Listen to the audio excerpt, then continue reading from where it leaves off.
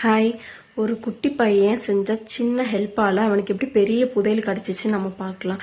ஒரு கிராமத்தில் ரோஹன் அப்படின்னு ஒரு குட்டி பையன் இருக்கான். அங்கே நல்ல மழை பெய்யுது. அவன் ஜாலியாக அதை என்ஜாய் பண்ணுறான். இப்போ ஒரு பெரிய வானவில் வருது.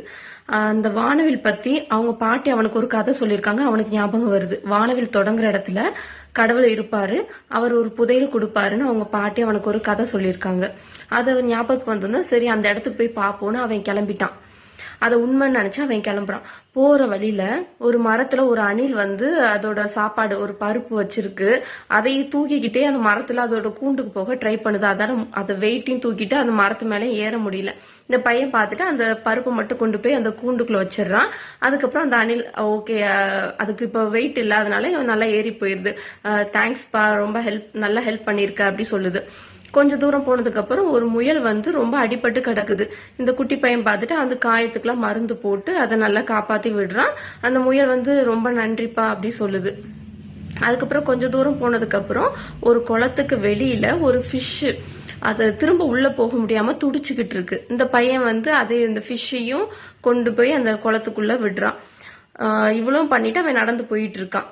ஆனா அந்த இடத்துல உண்மையாவே புதையல் இருக்கும்னு நினைச்சு போயிட்டு இருக்கான்.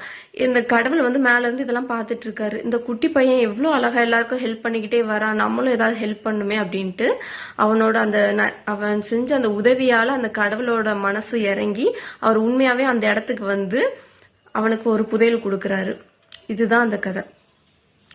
நம்மளும் நம்ம ஒருத்தருக்கு பண்ற ஹெல்ப் அவங்க மூலம் தான் திரும்ப நமக்கு கிடைக்கணும்னு இல்லை, வேற எந்த ஒரு ரூபத்துலனாலும் நமக்கு கிடைக்கும். ஹெல்ப்ன்றது பண விஷயம் மட்டும் கிடையாது. நம்மகிட்ட பணம் இருந்தா பணம் மூலமா ஹெல்ப் பண்ணலாம். அப்படி இல்லைனாலும் கவலைப்படுற ஒருத்தருக்கு நமக்கு சொல்ற ஒரு சின்ன ஆறுதல், ஒருத்தவங்களுக்கு கொடுக்குற சின்ன லிஃப்ட், இந்த மாதிரி எந்த ஹெல்ப் ஆனாலும் இருக்கும். இந்த மாதிரி ஹெல்ப் பண்ணும்போது நமக்கு அதை விட பெரிய பலன்கள் வேறொரு ரூபமா நமக்கு கிடைக்கும். அண்ட் உண்மையாவே கஷ்டப்படுறவங்களா இருக்காங்களான்னு பார்த்து ஹெல்ப் பண்ணணும். இப்போ இந்த அணில் அதால அந்த சுமையை தூக்கிட்டு அதோட கூண்டுக்குள்ள போக முடியல. அதனால இந்த பையன் பருப்பை கொண்டு போய் அதோட வீட்டுல வச்சுட்டு அது ஏறி போயிடுச்சு. இதே இந்த அணிலால எடுத்துட்டு போக முடியும், நான் ஜாலியா நடந்து போறேன், நீ பின்னாடி எனக்கு ஹெல்ப் பண்ணிட்டு எடுத்துட்டு வா அப்படின்ற மாதிரி ஹெல்ப் எல்லாம் நம்ம பண்ணக்கூடாது. ஸோ நம்ம பண்ற ஹெல்ப் உண்மையாவே அவங்களுக்கு தேவையானதா அப்படின்னு தெரிஞ்சுக்கிட்டு பண்ணலாம். தேங்க்யூ.